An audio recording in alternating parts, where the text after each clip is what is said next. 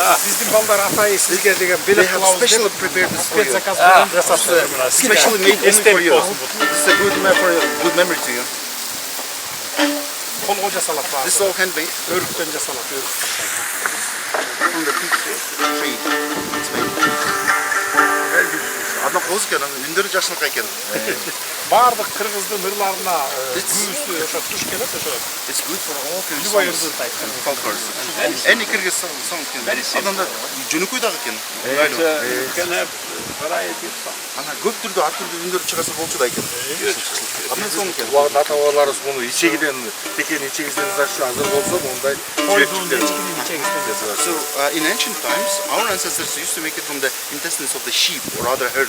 So in old times. Бул да аябай көп октава бар, бул да там уга жакка чейин ойнолот. From over here from till here, there are many octaves that can be made from bread.